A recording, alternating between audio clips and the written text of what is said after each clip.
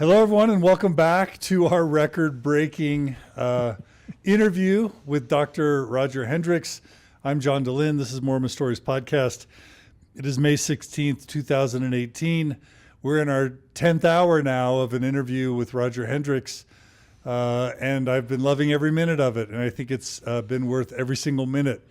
Roger is delighted and surprised and sometimes maddened, me and others, all in good ways, all in the spirit of the Hegelian dialectic that we've talked about now for a couple hours. But I'm loving this, and I'd have at least an hour's worth more of questions for Roger.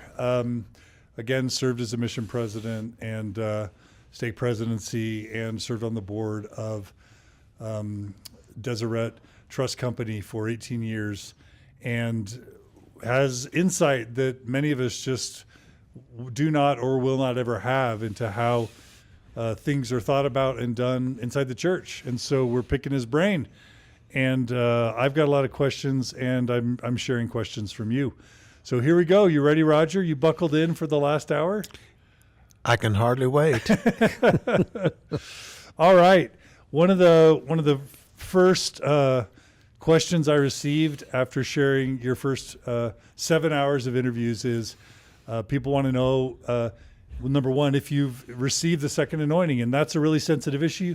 You may not even want to talk about it, but I thought I'd ask the question. We've had Tom Phillips on in Mormon Stories. If you haven't listened to that episode, it's a top 3 episode of all time in terms of it being impactful and reaching people, where Tom Phillips, former stake president, discusses him receiving this ordinance. It's called the second anointing, where you're basically told that you've arrived in the celestial kingdom. It kind of doesn't matter what you, and what I've heard is, not only does it not matter what you or your spouse does, but even your children, you're all saved in the celestial kingdom. And it's this sort of almost an indulgence of an ordinance that is secretly partitioned out to, the most perceived devout and or obedient influential members of the church. So what would you want to say to that question, Roger? Well, after these 10 hours, I would hope so, but no. You haven't received it? No. Do you wish you had? No. Do you have an opinion about just that ordinance itself? Whether you like the idea of the ordinance, you don't like it, does it raise strong emotions in you at all? Well, I think that's one of the I think that's one of the intriguing things about the church and its origins, and that is you keep peeling it back, and there are more of these types of things like the second anointing, and that are secret, they're private, they're profound to the people who go through them. And so, no, I don't have anything against them. And but the reality is we have them. During the period of time I was growing up, the David O. McKay period, they started cutting back on those types of things. And then they started them up again. And so you can only surmise why they did. Nevertheless, it's more common than it was, and I don't happen to be one of those who has gone through the second anointing. Is this an ordinance you would have been aware of for the decades you've been in the church and in leadership positions, or is this something you would have learned about recently? No, I knew about the second anointing, and at one time you try to find out what your calling and election made sure is, and what the second comforter is, and what the second anointing is, and you try and figure those things out. And so yes, I had a simplistic knowledge of it. The second kind of most popular question we received is around James Hamula, and I think someone noted in the same area that he comes from. Is that true? Yeah, Long Beach. So does that mean you would have ever known him or bumped into him? Well, probably someplace, sometime when we were growing up, yes. But I don't know him I haven't met him formally. Okay. So people wanted to know if you had any insight into why he was excommunicated. No, no. There are certain things you get excommunicated for, and so your guess is as good as mine. Usually when those things happen, I feel terrible for the person who goes through them. He's gone through some sleepless nights. Hopefully he is at peace with himself and has come to terms with what has happened. Other than that, I don't know. Yeah. I think those three things, and this may even come from you, are kind of financial impropriety, sexual indiscretion, or apostasy. Are those the three likely candidates? Yeah. I did say that to you in an email. I didn't call it apostasy. I called it the big A. So there we go. Yeah. Okay. Are you still a member of Record, and did you ever consider resignation from the church? No, I'm a member of Record, and no, I've never considered resignation from the church. Why not? Why?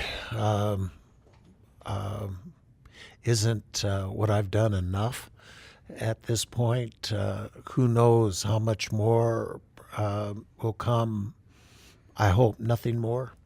But no, nothing more should happen.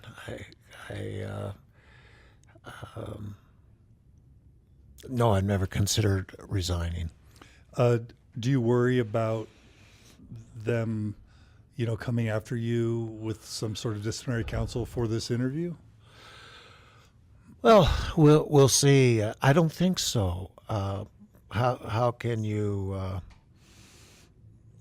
Why would they come after me for just being honest? And I don't have any fear of that. Did I maybe have the question? Yes, but no, not anymore. When you talk about maybe, I think you referred last episode or in a lunch to there being some risk for you and your family at doing this interview. What do you perceive as the possible risks? Well, my wife says, Roger, why the hassle? Let's just sell off into the sunset. And there is always a risk when you put yourself out there in public and you state your own opinions. And so is there a risk? There'll be criticisms of me for this, both on the conservative side and the liberal side. There'll be those who like it, but when you state your opinions publicly, you know that's going to create friction, and you've got to believe that that's a good thing, that's healthy. And I believe this is healthy. I believe I'm better for having done it. I'm grateful that you asked me to do it, so I'm at peace with it. My guess is either, within the current church leadership structure or people that used to be within the past church leadership structure, there have been others who have traveled a similar intellectual, philosophical, and theological path where they've arrived at many of the same conclusions that you have. Maybe some of them are still serving in the ranks of church leadership, stake presidencies, mission presidencies, general authorities, even first quorum of the, first presidency or quorum of the 12. Who knows? And then there's people that used to. We heard about Grant Palmer claiming that a former high-ranking 70 has come to him and admitted that he doesn't believe anymore, and a lot of people wonder and speculate: will others, whistleblowers, speak out? People in high levels of leadership, but very few have. Hans Mattson and you and Tom Phillips are about as high as it's gone, and who knows if there'll be others. But I had a question for you. I loved your answer to this at lunch. what made you, all these other people that have probably been through this have chosen to stay silent? I have many people reach out to me. They're like, I don't believe anymore. I'm very well connected. I have parents or grandparents that are apostles, and I'm close friends with XYZ people, so I can't ever talk about it. I can't ever come out. What led to your decision to be vocal? And especially, I loved what you said about how it relates to your posterity. Can you talk about that? Why you spoke out when so many are afraid or hesitant to do so? Well, first of all, I've been writing and speaking out for many years. I've published and they call it written posts, but we're going on 400 published articles and posts, and so I've written about a lot of things, and I have made my living the last 35 years speaking publicly.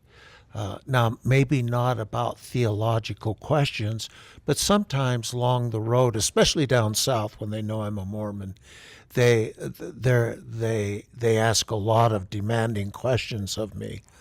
And so I've found the best way is to be efficient, be honest, like I said, be straightforward, don't over-explain it, just state it. And so on this social issue that seems to not be going away, which is relating to our positions on homosexuality, on the one hand, I admire President Nelson for what he did, and that is he cleared the table. He took the issue of gay marriage and homosexuality in general off the table by what he said was, and the policy that came out. The November 2015 policy. Right. And then his subsequent statement that it was doctrine. Right. And so for his term in office, he has made it clear. This is where we stand. This is what we believe, and this is what we're going to put in practice. And so everyone is clear on that. And so everyone has to create their position vis-a-vis the position he has taken. But you have to admire a man who is clear, who has been responsible for creating a policy. And they've made it clear that it is a policy. And so I always believe that's key that's not doctrine. And so maybe someday it'll change, just like the black issue, when they came out and said it's policy and not doctrine. Well, at one time they did teach that it was doctrine. And then during the Hugh B. Brown, David O. McKay, they changed that to policy. And then from policy, they changed it. It's a mistake. And now to the LDS essay said it was a mistake. So you can't say they haven't changed, and you can't say they haven't been methodical about it. So I know where President Nelson stands. I know where his counselors stand because they back him up, and the Quorum of the 12. So where do I stand? And when I was thinking about this and taking a sabbatical, and a sabbatical means you're taking some time out, you're thinking about it. It doesn't cut off that you will return. So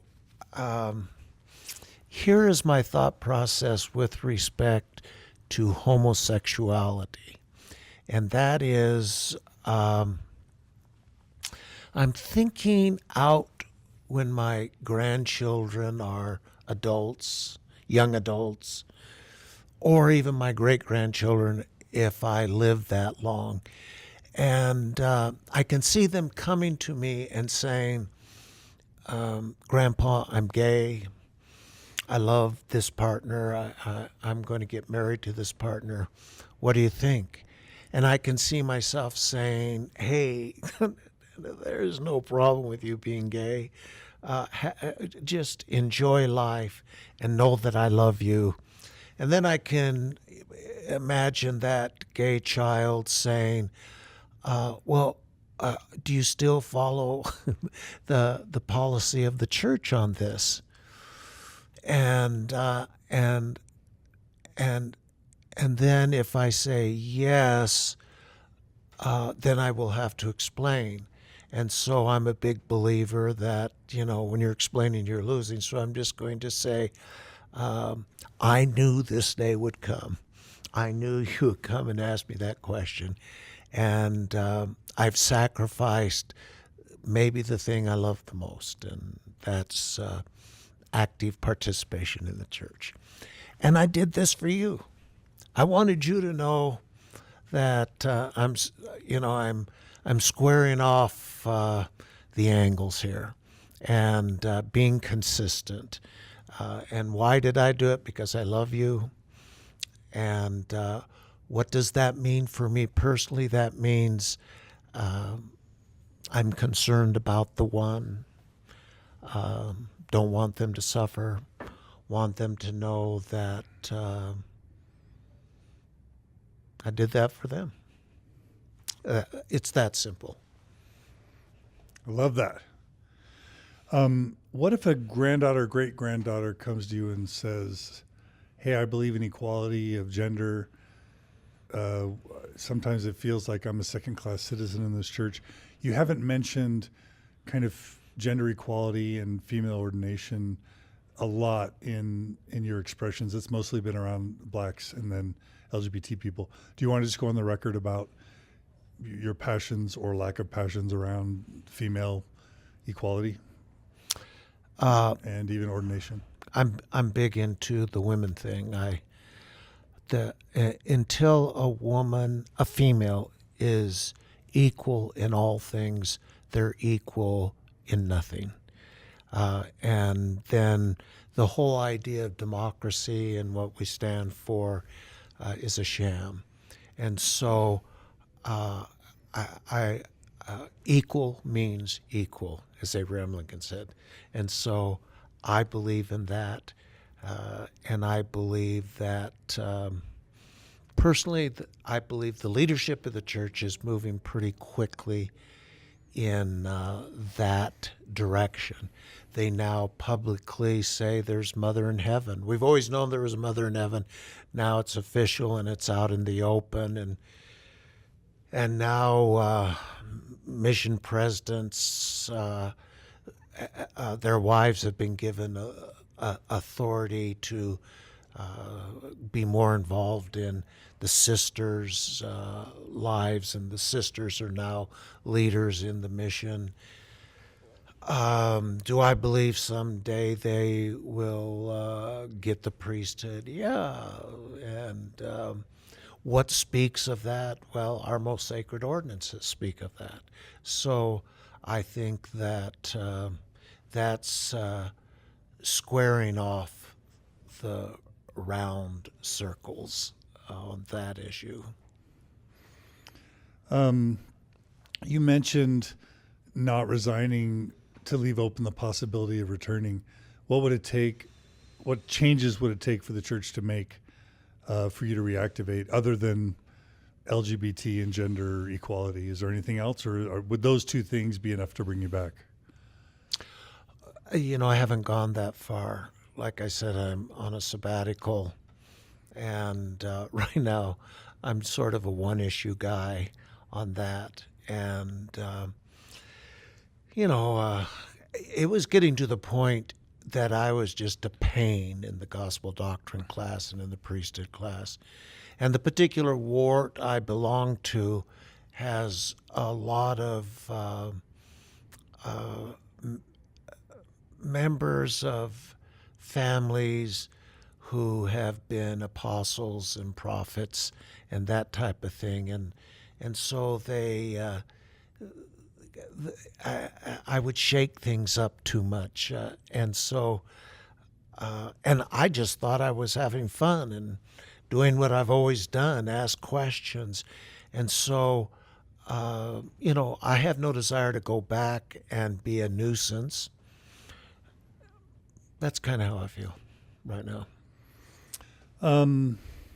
So Anne, in response to, I think, the part of your story where you were sort of offered or hinted around the idea of an area authority position and that you kind of politely declined. She wrote, "How can you turn down a calling?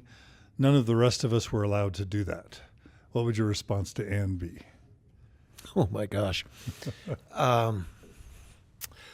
Well, let's get the facts straight. I was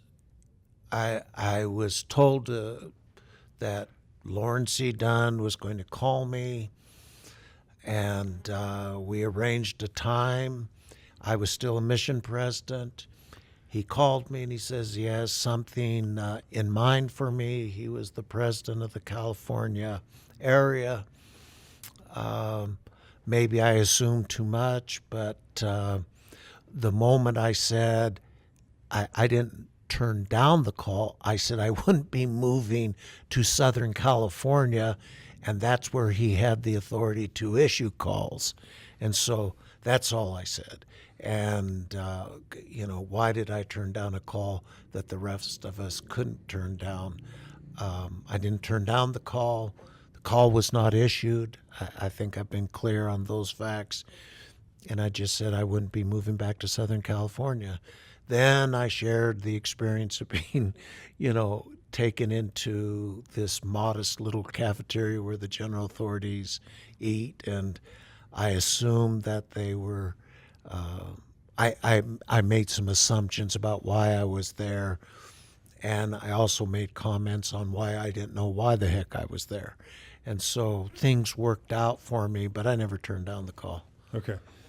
But if someone were to say to you, hey, Mormons can't turn down calls, let's just say an active, even semi-believing or believing member says that to you, what would you say to them about the ability for a member to turn down a call? Well, that's sort of a hypothetical. That we turn down calls all the time. When Elder Scott said, well, I was thinking about 18 months, for the possibility of being a mission president, but maybe it's 5 years. I got the impression I could make that decision, so I was kind of up on 5 years, and so people turn down calls for all different sorts of reasons, and so this isn't in cement, but as a general principle, when you're called to something, they want you to accept it. But that doesn't mean that that they don't turn down calls. There are different reasons and different conditions, and sometimes the presiding authority will pull back the call if they believe it'll be too much. So there are a lot of different conditions relative to callings in the church. Green tea, what's that about? And was that controversial when you decided to get into that business? My two sons, let's see, let me go back. In management consulting, I had created 2 management consulting firms, and I wanted to create another business with my family.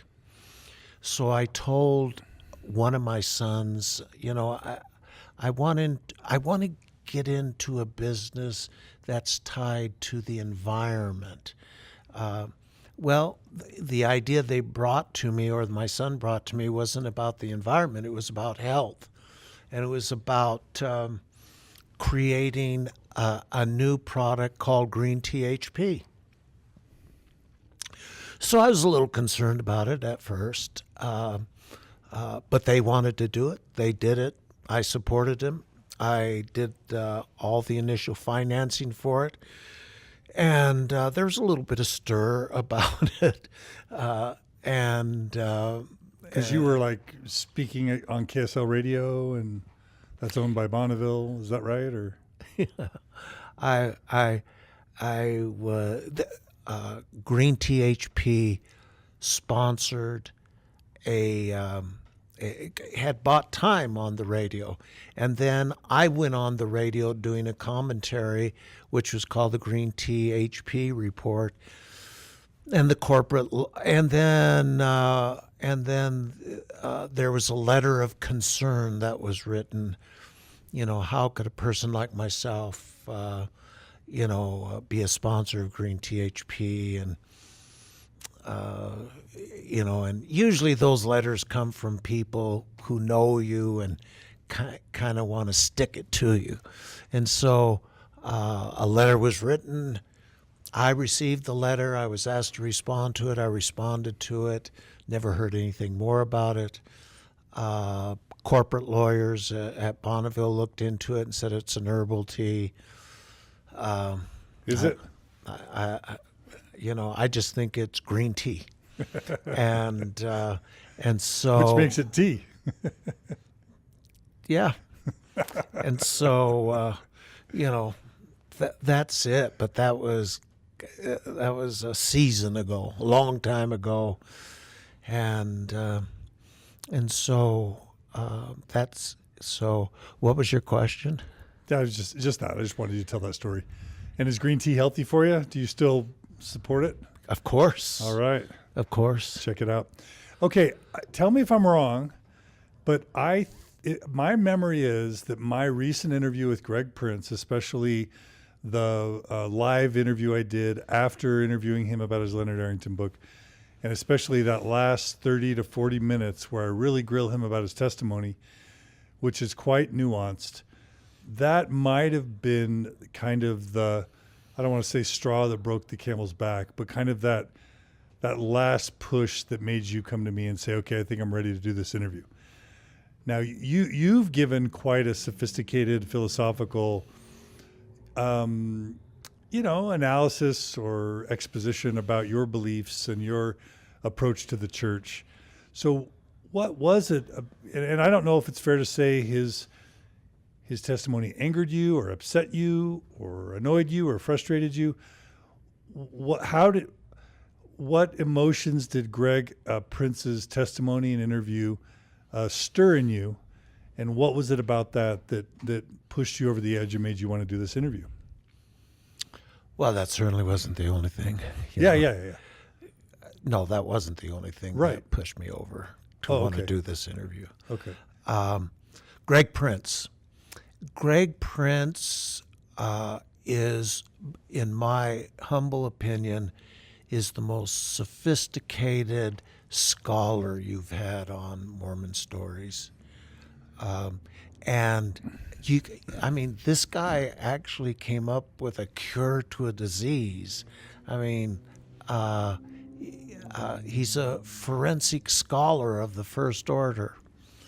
And he answers his questions with that kind of precision and order till he gets to his testimony. And then, I just believe he obfuscates a little bit. He doesn't come clear on it. He gets a little political, in my opinion. Now, I can hardly wait to hear what the folks are going to have to say about my explanations. So there are no winners here. And so he did the best he could do on that particular subject, but he didn't necessarily answer it with the precision that I thought he would. And by the way, I think he's been the most precise scholar you've ever had on this, honest, forthright, and that's how I feel about Greg Prince. That's it. When we zoom out a bit and we look at, Richard Bushman, on the one hand coming out with Rough Stone Rolling, on the other hand touring the world, giving firesides to encourage people to stay faithful. When you look at Terrell and Fiona Givens and the Crucible of Doubt and the God Who Weeps and the Christ Who Heals, again, running around the world, holding these secret private firesides to try and keep people in the church. when you think about Patrick Mason and his book Planted, Thomas McConkie and his book about navigating a faith crisis, and this whole new, Adam Miller, this whole new era of neo-apologetics where it's a bit postmodern, where it's not about whether the church is true, it's about whether it's good, and it's about redefining words and redefining schemas. Some would say putting yourself into a pretzel to try and remain active and faithful. Do you have just a general reaction to or opinion about modern neo-apologetics? Neo-apologetics, so that means new apologetics. Kind of these guys are pastoral apologetics. Yeah. Makes it softer, nicer. No more ad hominem like Daniel Peterson, Lewis Midgley attacking people. No more even trying to defend the church on scientific claims. Instead of saying Zarahemla somewhere, they're like, myth is a really nice thing, and the Book of Mormon can be appreciated for its mythical value, whether or not it's true, that sort of thing. Sounds like me. Well, are you a neo-apologist? Well, I'll ask you, am I a neo-apologist? I don't think so. What am I then? What category am I in here, in your opinion? You really want... Yeah. I mean, what you're willing to do is something Patrick Mason or Spencer Fluman or Terrell and Fiona Givens or Richard Bushman just aren't willing to do, which is to well, first of all, they no longer are willing to come on Mormon Stories. So all those people that came on Mormon Stories that early in those years were open to that public dialogue, who I feel like I helped promote in many instances, back when I was willing to sort of stand up in support of the church's authority and its truth claims in some sense or fashion. They were eager to, but as soon as the excommunication happened, and as soon as I was willing to just say, you know what, I think the church is hurting people, and I think that the Book of Mormon is what it claims to be, and the Book of Abraham is what it claims to be, they wouldn't play ball. They didn't want to come on anymore, and they only want to engage in these secret private forums where they can tell members secretly, okay, you don't have to believe the Book of Mormon's true or historical, and okay, the brethren do make a lot of mistakes. They're sometimes the last to know. They're willing to say that secretly where there's no recording, so they can kind of keep members in who are doubting, but they would never go on the public record and say those types of things. That's not you. You're here. You're willing to own up to your beliefs publicly instead of only doing that secretly and privately. So that's what sets you apart from them. Okay. So I'm not a neo-apologist. So do you have an opinion about that approach? Is it good? Is it bad? Is it are you indifferent to it? Richard Bushman, he's the guy who blew the top off this whole thing. Yeah. Hit with rough stone rolling. That got the stone rolling. and so he's now going and saying these things secretly. No, I'm not big into that. I'm not big into secrets. And the Lord weeps. Is that given? The God who weeps, yeah. The God who weeps. Depends on what God you're talking about. The Old Testament God, the New Testament God, Joseph Smith's God. I don't know what God he's talking about. Maybe he weeps and wishes things were otherwise. So, they have their opinions. They want a softer, I think, gospel. And there are people who want to hear that, and people who are willing to sponsor that. So I don't have anything against it. It's just not me. There's some camp that are like, oh, people that are liberal and progressive and non-literal in a church, it's a very positive influence because they're making the church more progressive. They're making the church more open-minded, more liberal, as you described yourself to be.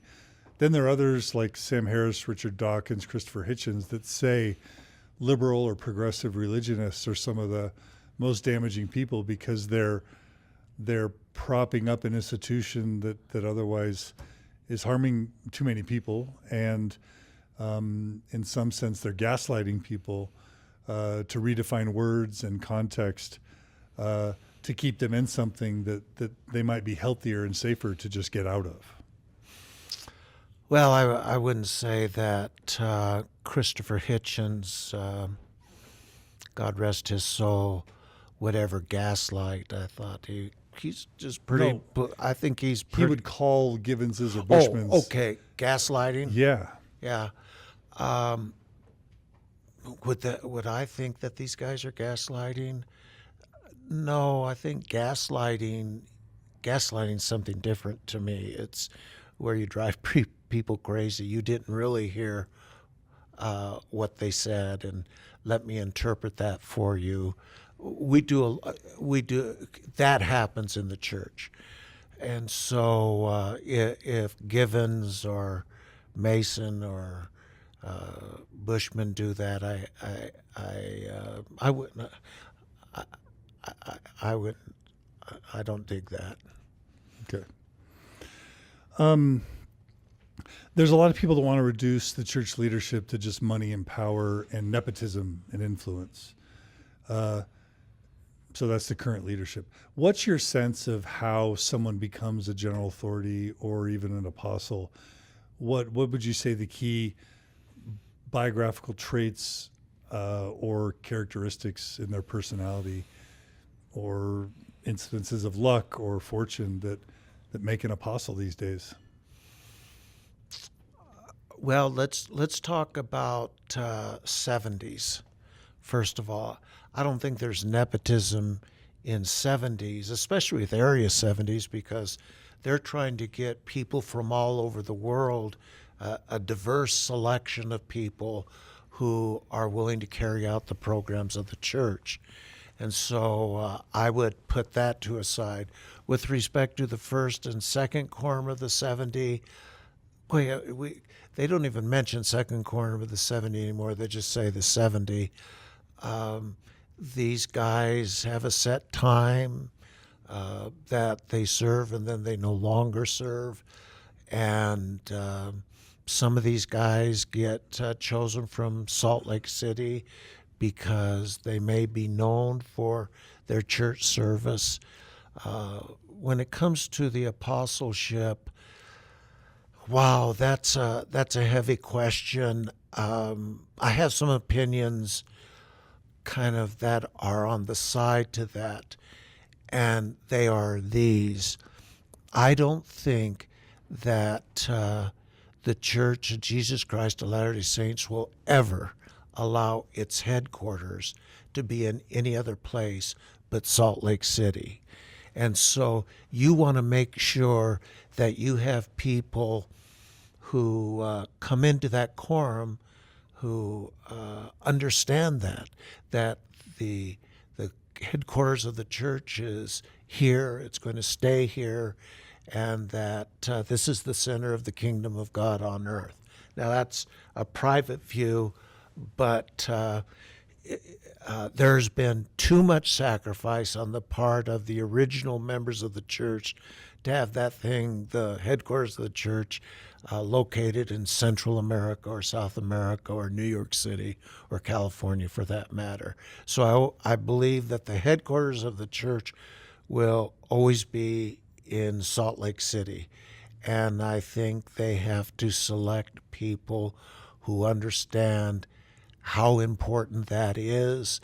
I think the people who get selected for that these days have to be more diverse, and the last two apostles have been very diverse. Although Garrett Gong has really been raised in Utah, and but he is Asian. His background is Asian, and then the other is Brazilian, and I think you'll have a greater representation, more diversity. You have Uchtdorf, who is German. So they're getting that diversity, But these folks, they understand through their diligence. They've been through the fire. They understand what the mission of the church is. They're willing to defend it with their life, and they know where the headquarters of the church is. Now that brings me to my own personal mission. And as a management consultant for the last 33 years, I've been traveling the world. I am a globalist. But the period of globalism, it's not coming to an end, but it's really being redefined. And one of the things I see is that national and federal governments all over the world are being challenged in countries where there is heavy democracy. And our country is no different than that. We have a revolution going on with our new president, and he is bound and determined, and there are a lot of people bound and determined to dismantle the federal government, not to do away with it, but not give it as much power as it has had. And people don't want global organizations, telling them what to do in their personal lives. So I ask myself, then where is the power going to shift? And I've drawn the conclusion it's being drawn into metropolitan areas and into cities.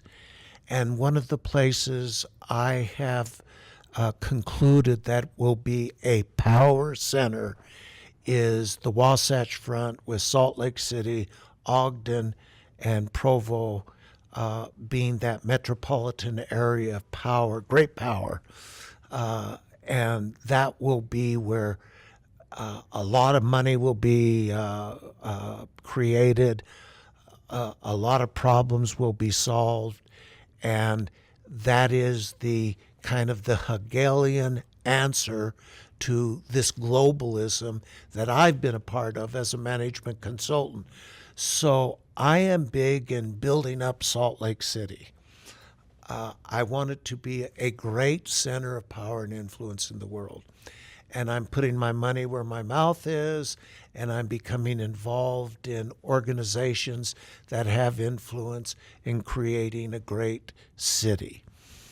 That being said, one of the things I really like is that Salt Lake City is the headquarters of a world religion. And when I talk with people, or I hear guys from around the world come in here to give lectures, they always mention the fact that Salt Lake City is the headquarters of a world religion. And so I want to keep it that way. I like the idea of the headquarters of the church, which is now a bona fide world religion, being right here in Salt Lake City. And I want to build up that Wasatch Front. And I believe that this is one of the next great centers of power and influence, decentralized from globalism and federalism down to a local level where a lot of needs will be met, a lot of riches will be created. And so that's how I feel about the church in Salt Lake City, and I want the leadership to continue to be loyal to that vision. So are you saying that maybe maybe you see them picking people that will be most supportive of that goal, kind of prosperity, Utah prosperity? That the headquarters of the Church of Jesus Christ of Latter-day Saints, Salt Lake City. Now, is that an absolute necessity on someone becoming apostle? I don't know. I hope it is. I know to be an apostle, you have to have gone through a lot of fire.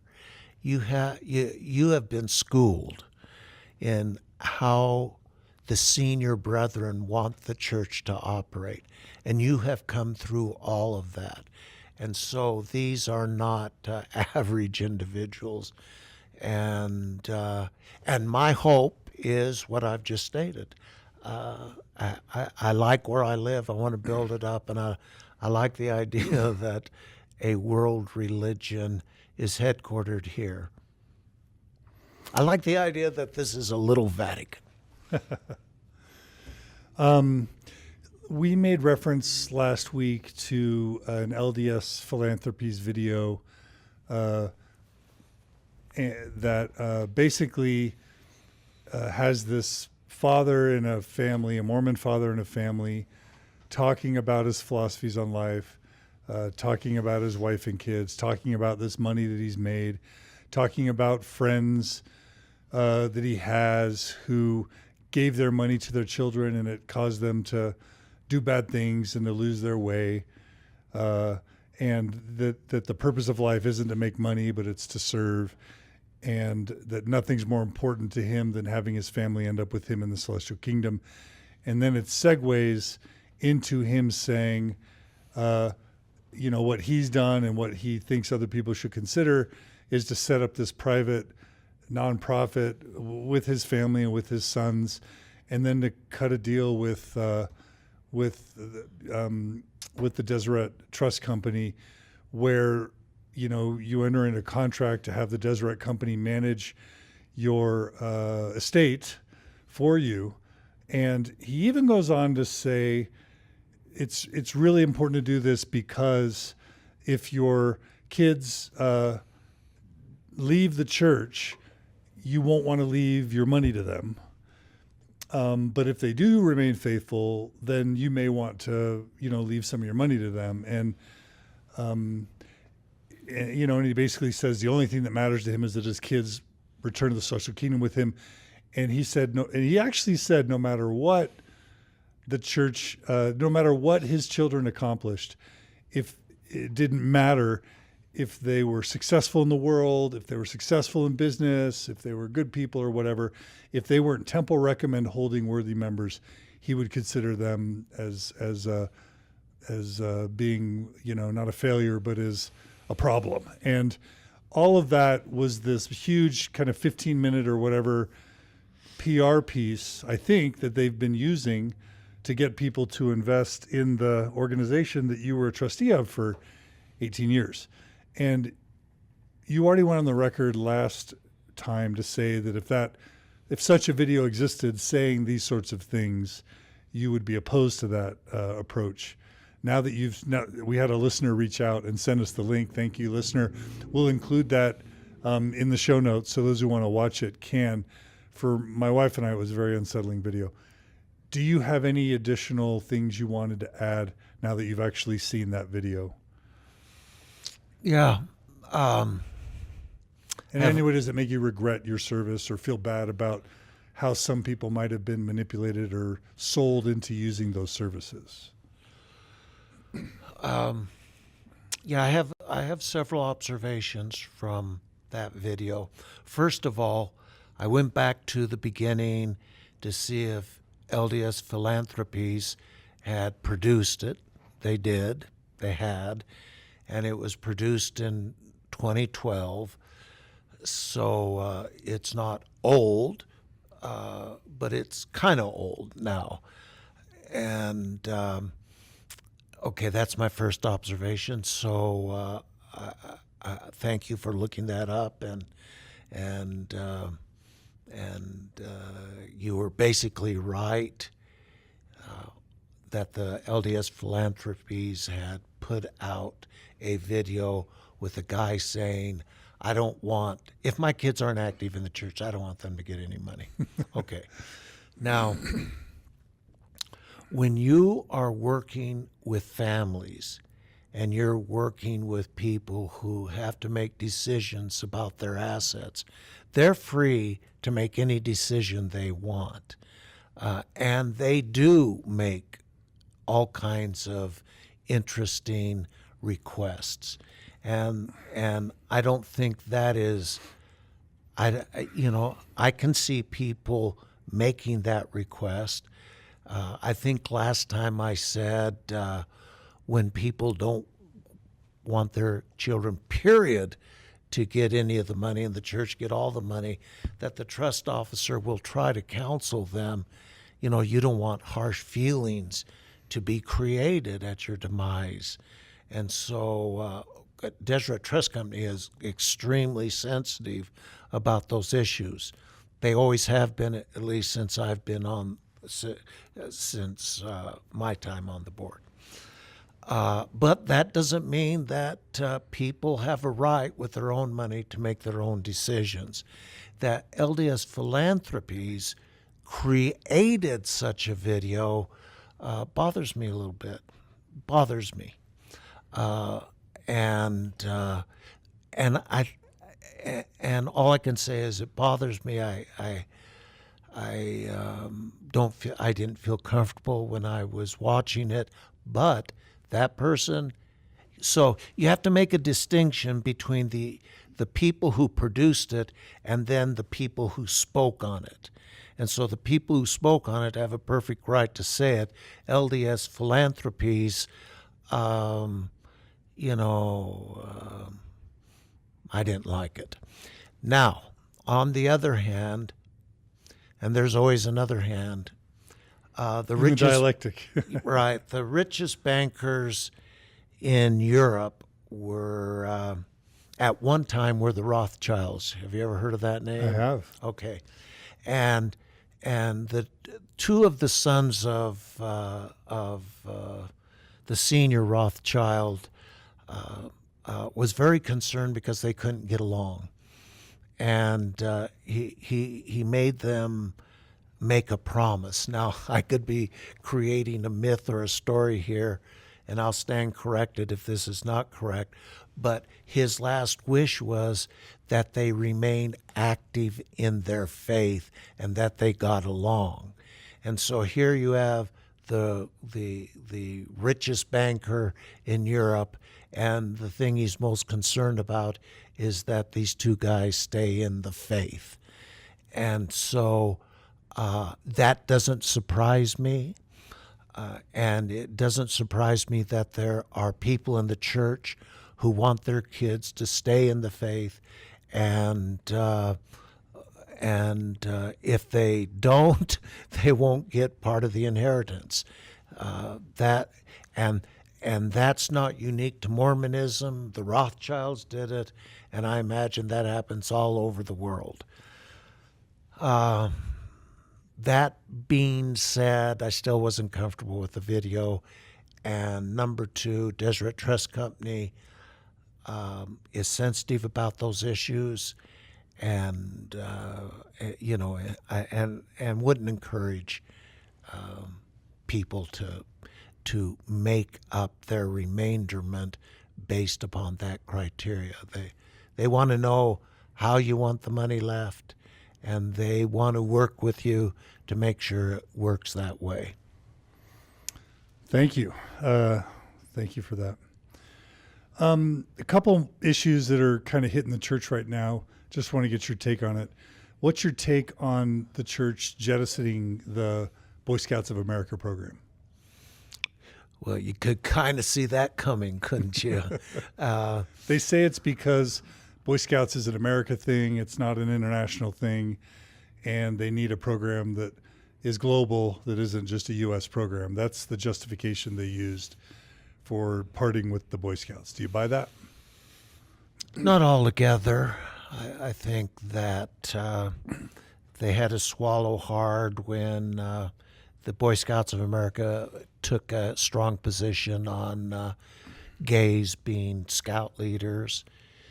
And now they're dropping boy from Scouts, and so it's Scouts of America, and how international Boy Scouts of America will handle that, I don't know. And I don't believe that the scouting program in the past 10, 15 years has been as successful as they might have wanted it to be. And so I could see them saying, we need something that will better meet the needs of the kids we have coming in, and the scouting didn't do it, and in the wards in America, it didn't always do it. I've never been a big fan of Boy Scouts of America, although I was happy that my two sons became Eagles. Why? Because that was what was expected of me and my children at that particular time. I went as far as being a tenderfoot, and then you can't get any lower than that as a tenderfoot. All you have to do is show up, right? And so I like Cub Scouts, but I didn't like Boy Scouts, and I imagine that's kind of how it is around the different units in the church. Am I kind of glad that it's gone? Kind of. What are your thoughts on the Protect LDS Children movement, Sam Young and his efforts to basically stop all sexually explicit interviews, adults and children, between bishops, stake presidents, mission presidents, that there's no one-on-one interviews and there's no sexual explicit interviews with youth? Yeah, I like that idea. I think a parent should be clear with the priesthood leader. I don't want my kid interviewed about sexual matters, and I think you have to honor that, because you have to honor that even legally. Isn't the church moving in that direction? Sort of, a little bit. Yeah, and so at least they're making it official that parents can request that. But it takes a special parent who has enough power and kind of self-authority to tell a priesthood leader, I don't want you being alone with my kid. Some would say that the most vulnerable to abuse would be those who are, don't have strong parents in the home. And they're the ones that are often groomed by, if you saw Spotlight in the Catholic Church, the pedophile priests would target the altar boys that were from broken homes, that were low SES, socioeconomic status, because they would be the ones where they could coerce and abuse and say, okay, I did this to you, but no one's going to believe you if you tell anyone, so don't you dare speak about this. And so a lot of people are concerned that just saying that a parent has that option doesn't really help the most vulnerable children in the most vulnerable situations. Right now, that's a little bit above my pay grade. I haven't thought through that completely. What I do believe is that I don't think it's a good idea to ask sexually explicit questions of young people, and that seems like common sense to me. Now you say, well, only a strong-minded parent would bring that to the attention of the priesthood leader, but that's kind of like everything else, and until you hear it, until you see it, you don't hear it and you don't see it. And then now that the issue is out in the open, I'm sure that a lot of I'm sure the church and I'm sure the parents will see the wisdom in that. I don't think children even know about that word. I don't even think they're sexually active, many of them. They don't come of age sexually to even know about those things, and some even later in life and later in their teen years. So, as well-meaning as you think you are, you have to be careful about talking about sexual matters to young people. I just don't think you should. Any thoughts on the Joseph Bishop, McKenna Denson case where the Provo mission president abused someone at the MTC? You would have gone through the MTC and training back in the day. And then recently we found out yesterday that the church is trying to get that case dismissed instead of settling in some way with McKenna Dennison, the victim. The church is trying to get the case dismissed. They haven't taken any action on Joseph Bishop. He remains, as I understand it, in the Sunday school presidency of his ward. And the church is trying to just get the case dismissed, saying that it's basically past the statute of limitation. What do I feel about that? Yeah. I know we're coming to the end of this interview because we talked about Joseph Bishop yesterday. So we're kind of coming full circle here.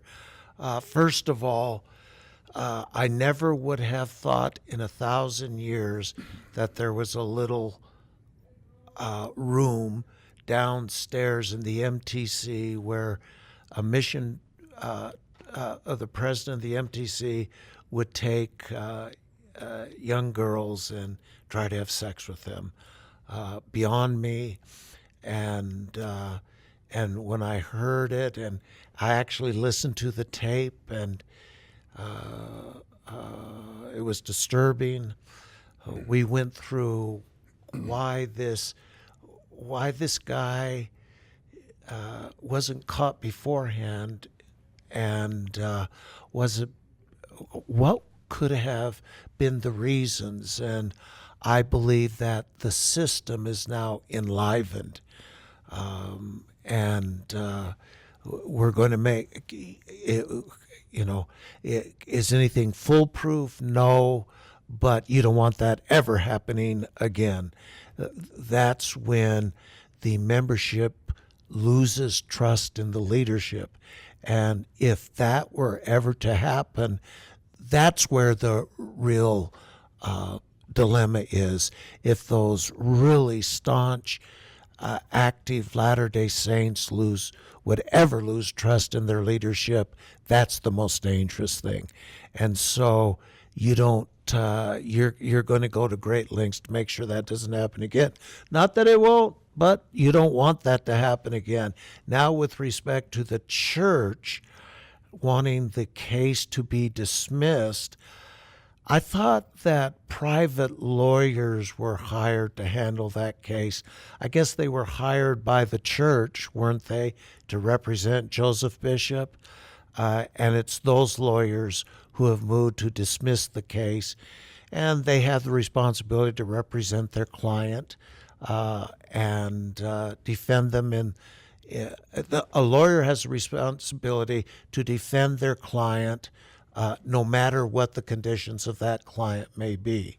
And so that wouldn't surprise me that they would ask for a statute of limitations issue to be dismissed. I don't know anything about Mr. Bishop and his church calling there in Arizona. I don't know anything beyond that, but I don't like what I've heard this far. Many of us who were watching the Catholic Church were surprised when we learned that a pope resigned, or the pope stepped down. Prior to Pope Francis, Pope Benedict steps down. There's a line in Hamilton where King George says, "Are you going to keep replacing each leader?" I didn't know someone voluntarily choosing to step down like George Washington. I didn't know that was something you could do. I think we can relate to that in the church. Do you have any thoughts on the church's gerontocracy? Do you think that's something that they might be prudent to change at some point, where it's sort of lifetime tenure for apostles and above? Do you think that's hurting the church to have that gerontocracy? I've never had a big problem with that, especially every decade I put on this body, these apostles seem younger. So, but I've never had a big problem with that, even when I was younger. And the leadership of the church, they have worked it so when the president is incapacitated, it's the first presidency and the quorum of the 12 that run the church. Okay, I'm for that. I think that's a good move. And we do know that medicine is allowing us to live longer and have a good quality of life and keep our wits about us. Now, if you become senile, you have Alzheimer's, of course you should be retired. But normally I don't think gerontocracy is a big problem. In some instances it may be good. That takes me to another issue of the church. I believe the church and its leadership, whether it be Catholic, Mormon, Jewish, or otherwise, they are also the caretakers of the values of the past. They're the caretakers of the culture to make sure that the culture stays intact, that we don't change too much, that there's not too much chaos introduced into the system. And so with guys that grow old in their position, they're definitely representing the culture of how things have been. And so if you can get 15 men to agree on a policy, you know that basically all of your cultural issues as well as doctrinal issues have been covered. And so with that,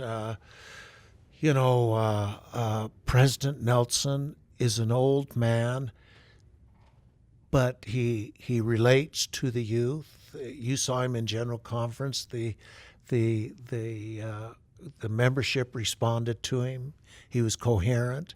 His closest apostle friend is his first counselor and watches out for him. In principle, I have no problem with that for cultural reasons as well as any other reasons. Okay. Do you? I think you're right. I think it's about health. There's a generational effect that if you're raised, in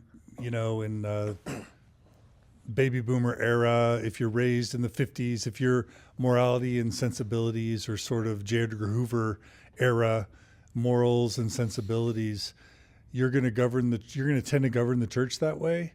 And we all know that the junior apostles don't really have much power or authority, that it's really the senior apostles that have most of the power and sway. And so that just guarantees that the people with the real power in your leadership are always going to be kind of 30 to 50 years behind the times. And that's kind of what we see in any of the great civil rights questions of our time, whether it's the civil rights movement, whether it's ERA, whether it's the LGBT stuff, we're kind of 20 to 30 years behind. So I think some would argue that having some sort of tenure and retirement policy and mixing up with younger generations would just have the church be a little bit more in touch with all these different demographics, because I don't think it's any secret that millennials and younger are abandoning not only our church but religion kind of in droves. And so, I think it's a fair question to ask, would the church be able to retain more of its youth if it had more leadership that could represent and market to that audience more effectively? And what do you think? Yeah, I think on the one hand, it could help. On the other hand, it could hurt. I guess at the end of the day, I think it's smart what they're doing, because I think the church loses every liberal step it takes, every progressive step it takes. It alienates the conservatives, and it doesn't win the liberals. The liberals just go, see, you're making this up as you go along anyway. So they really benefit very little from making progressive changes at any accelerated pace. So I think conservatism and even retrenchment in a fundamentalist religion is probably the most prudent path if you're going for butts and seats, devout, committed members, and tithe payers. You stay super conservative. So I think it's probably smart for them to keep doing it. Yeah. Plus, even in America today, this thing is much bigger than the Mormon Church.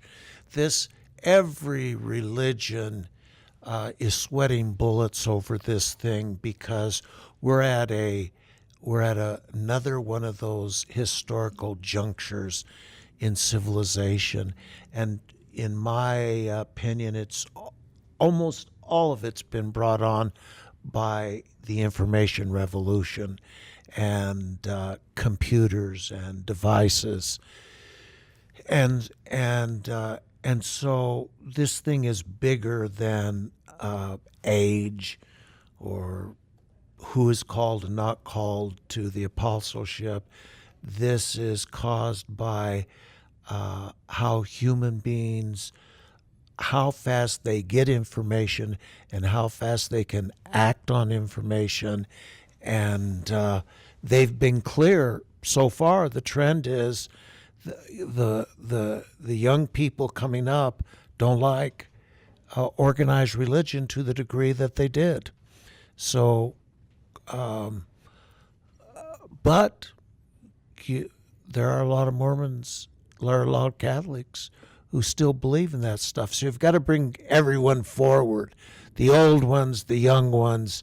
It's almost an impossible task. It is. Okay, we're rounding out. We're coming to the end. I kind of want to ask you about, whether you're bullish or bearish on the LDS Church. We're seeing with the rise of the nuns in the United States, NONES, people who no longer affiliate with the religious tradition, we're seeing that sink a lot of churches slowly, some quickly, and then we're seeing the secularization in Europe kind of really sweep religions off the continent, unless it's sort of immigrant Muslims that are kind of fundamentalist Muslims. So religion's on the ropes, and the church is, by some account, no exception to that. So you mentioned in our first day together, that the social gospel, you're seeing it kind of dying or dead. You mentioned that it used to be a culture more of being friendly and fun, and now it's become more serious and about obedience. Do you, are you bullish or bearish on the future of the church? In Africa and in developing countries, I think the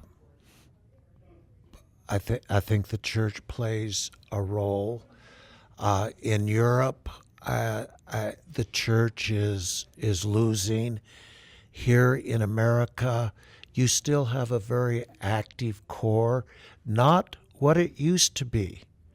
And that's why they're buckling down and concentrating on that core that really remains loyal to the church. But I believe in the future, all religions have got to work very hard to know who they are, realizing that they're not going to get any help from the larger society in bringing people to what they have to offer. Which brings me to this idea. It used to be secularism versus religion, and I believe that probably secularism is the big tent and religion is one of the many spokes under secularism. And I feel that that's where we're going. That's where we've gone. That's where we'll continue to go. And with the advent of the digital revolution, we'll continue to go in that direction. Managerially, is it a problem for the church to be growing in Africa, Philippines, Latin America, and to be shrinking in Western Europe and North America? Well, they have to work out their finances on that. But, I've done a lot of consulting I've done a sizable amount of consulting in Saudi Arabia, and they're building cities along the Red Sea across from Eastern African nations, and you'd be surprised at how much money is being poured into Africa. Saudi Arabia knows that they're new market economically is Africa. China knows that. America knows that. Africa is going to gradually grow richer, and the church is in there laying its foundation. And so, whether they'll ever make as much money as the average family in America remains to be seen, but it will continue to grow, and many religions are growing there. Africans are liking what they see in the Western religions that are offered up to them.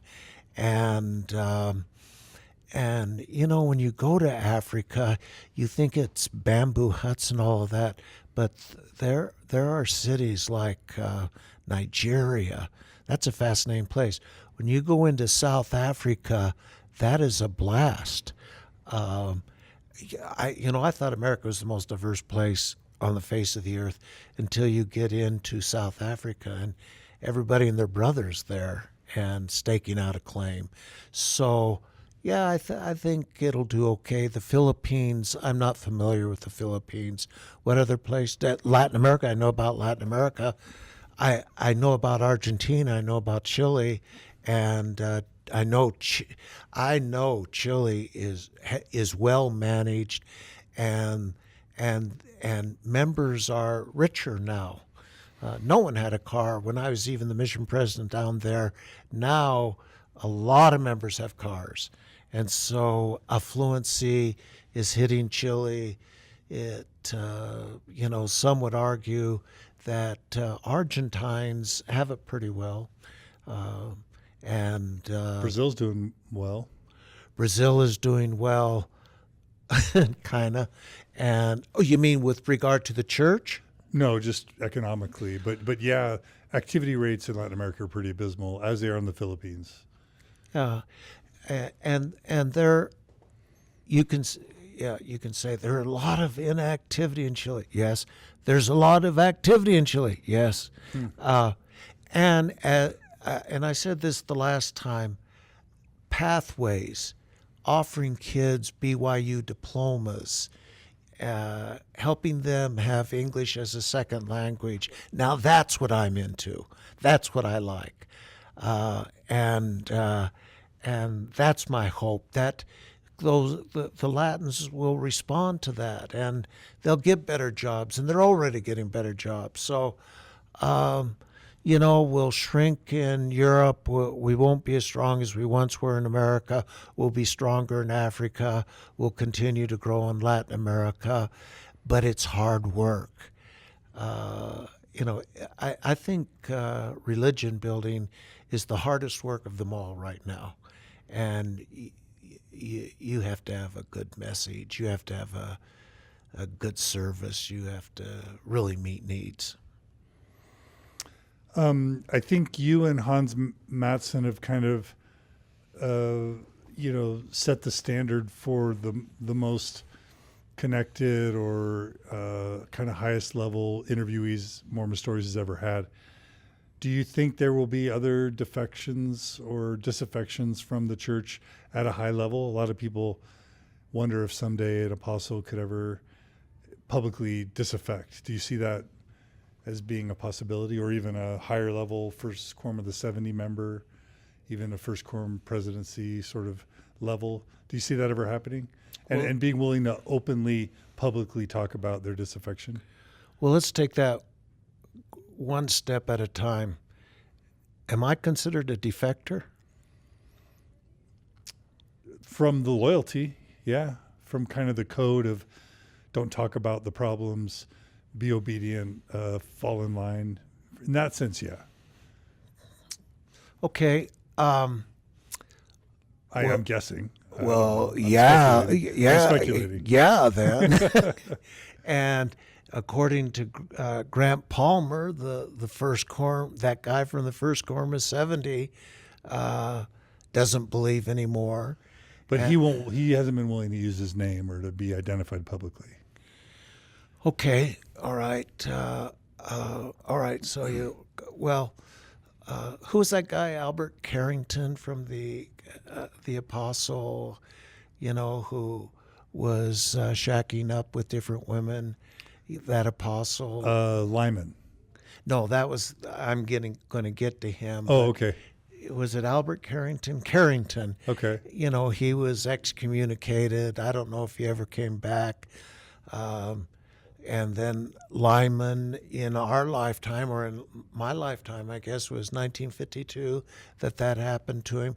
So That was an apostle who had a second wife under the wraps, who he believed was a polygamous wife. And so, do I believe that an apostle will have a challenge? Well, if the past is any indicator of the future, yes, probably will. Will they become public? Sure, why not? Statistically, it could happen. They have that pretty wrapped up right now. So, and you have a lot of 70s, and you already have 70s who sometimes don't go to church. And so, yes, you can't have that many people without there being people who get disappointed and have challenges. I would think so. Do I believe that will be the cause of people leaving the church? I don't think so. Did people leave the church when George Lee, left the church and was doing everything he was doing? We can't even remember him right now. And so I think there are people who just really like how it's going, and they don't have any challenges. I think there are people like myself who have an issue with social issues. We're all over the place, and religion is not meant to be so spooky, so terrifying. It's put together with humans, and people, be as honest as you can, be as good as you can, do your thing, and go forward with courage. I like it. Okay, last, maybe second to last question. There are a lot of people out there that are scared to leave, that feel like you can't, number one, be healthy and happy outside of religion, outside of Mormonism, and that it'll have a negative effect on your children and your posterity to leave Mormonism or to leave the church. Number one, do you kind of miss it at all? And number two, what can you say to people who want to take a sabbatical and or leave, but are scared because they're worried that they won't be as happy or as healthy, or that their posterity won't be as happy or as healthy? Are you happy? I feel like my family is happier and healthier than we've ever been. Everyone individually and collectively. Honestly, if you ask. And I did. I'm happy. But I've always basically been pretty happy.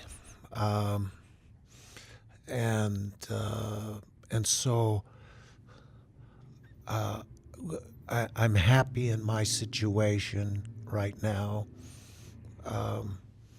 And I don't see that changing. And my children are happy. But some of my children are very, very active in the church, and some are not. And so, but they have, no matter what their level of activity in the church is, they still have human problems. They're worried about their children. Why can't this child read as fast? And how come this child is not growing? And all of this stuff, and that happens with every family, and And so my counsel to myself and to my children who are raising their family is all these things pass. They work out. So make sure, whatever your situation, enjoy the moment. And I learned that also in the home I live on. I finally have built a home where I have a view. And then you find you have a view of the whole valley, and then you find yourself, you don't even look out your window anymore. And so I kind of have this thing down that you really, to enjoy life, you have to concentrate on a detail. There's got to be something that catches your eye that you say, I love that right now. When you try and take it all in, you kind of get bored and you don't look at it anymore. And so in my life, I'm concentrating on picking up on details, enjoying it, realizing that I'll never have a perfect life, but the life I have right now, enjoy the details of it, and that's what I'm into right now. All right. Well, Roger, that brings us to the last question we ask most, if not all, of our interviewees, which is if you wanted to share some final wisdom or final testimony, or what your truth is now, if you have a secular testimony or a nuanced Mormon testimony, or if you wanted to give any parting advice. What you just said was very wise and important, but this is your chance to, we're over 10 hours. We're at 10 and a half hours. You haven't said enough. So what else is there to say? What would you want to share for a closing thought or testimony? Well, I could be like Tom Phillips now and move to Malta. Nobody knows how to get to me, but we're trying to get Tom back on Mormon Stories. So Tom, if you're listening, answer my emails. Come back on Mormon Stories. We want to know how you're doing. Sorry. Okay. First of all, do I believe in profound spiritual experiences? Yes. Have I dissected those? Yes, with my secular mind. And have I come back at the suggestion of my son to the mystery of it all? And those of us who have had profound personal spiritual experiences, those things have changed our life. I still believe in those. I'm very sensitive about those, and I believe there is that mystery. Number two, I don't think that there'll ever come a time when God will leave the earth. I think people will always have need of God, and hence they'll be very creative about how they create that God. For me, I always called my most profound spiritual experiences the voice that came to me, the voice. And I still believe in that voice that came to me and guided me. I enjoyed my church service. I enjoy being involved in the community right now. I believe in the awe of life. There are just some very beautiful things that take place. I'm in awe of some of the scientific breakthroughs. I'm in awe of my own life, where I have colon cancer in my family, and they caught some polyps in me, and I've had 7 or 8 colonoscopies, and my last test I cleared free of polyps. And so I'm very grateful for science. I'm respectful of it. And that, to me, is a part of the spiritual experience. I'm glad the headquarters of the church is here in Salt Lake City. I'm glad I'm a part of it. And I really love my children. I really love my wife. Shout out to my wife. My wife has always been so cool at philanthropic activities. For example, she probably with some other women got the women's wing of the Los Angeles Rescue Mission built for the homeless. So the moms and the little kids had their own wing where they were protected, showered, clothed, fed, and the little kiddies were able to go to school. And my wife was one of the main fundraisers for that. And then she goes down to Chile, and little mentally retarded children, handicapped children, they'll have milk the rest of their life. They'll have a bed, they'll have a wash machine where their sheets can be washed. My wife's always been involved in that. She still is involved in that, and so I love that. I love that, and I love her. I love my children. Each one of my children. Some love me more than others, and that's okay. They've got to make their own way. So I'm a pretty happy guy. And John, I think you are making a very important contribution, and I really thank you for having me on. And that's all I have to say. I'm a pretty happy guy. 10.5 hours. You broke the record, Roger Hendrix. Whoa. Thank you. And you broke the record. Those of you who made it 10.5 hours, you broke the record. You listened to the longest Mormon Stories episode.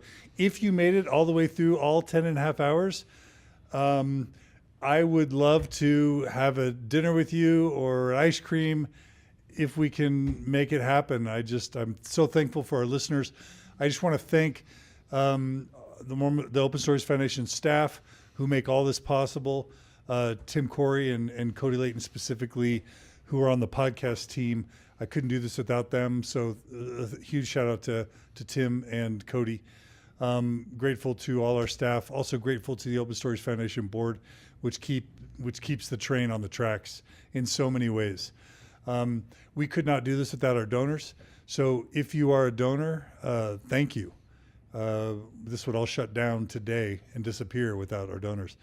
If you're not a donor, we would just want to ask you to consider please making a financial contribution, a monthly contribution to Mormon Stories. You can go to mormonstories.org, click on the donate button at the top right of the screen. We've got it set to where you can do $10 a month, $20 a month, $50 a month, $100 a month, whatever, one-time donations. It's all tax deductible in the United States. We're transparent in our finances, and all the money goes literally towards the staff and the mission of the OSF, which is to provide community resources and support for people experiencing or impacted by a Mormon religious transition. We're here to save families, to save lives, to improve people's mental health, their happiness, their well-being. And please support us financially if you believe in this mission, and we'll just keep plugging, and we'll do more of this great content. We've got great stuff ahead, believe it or not. It's been a great year, and we've got even better stuff. Well, I don't know if it's better than Roger, but we've got worthy stuff ahead. So we hope you'll stay tuned. Please support us on Facebook, like us on Mormon Stories Podcast page, give us a positive review. It makes a difference. 5-star reviews make a difference. Go to iTunes and give us a positive review there. That makes a difference. Like us and follow us on Instagram and on Twitter if you can. And please share these episodes. Please put these on your Facebook wall and your Instagram feed, on Reddit. Please share this with friends and family if you're in the position to do so. When you share these episodes with others, it spreads the word, and really grassroots word of mouth is where we get most. We don't do a lot of marketing. We hope to do a billboard campaign soon along the Wasatch Front. We're working on that as we speak. And we're accepting donations to support that endeavor.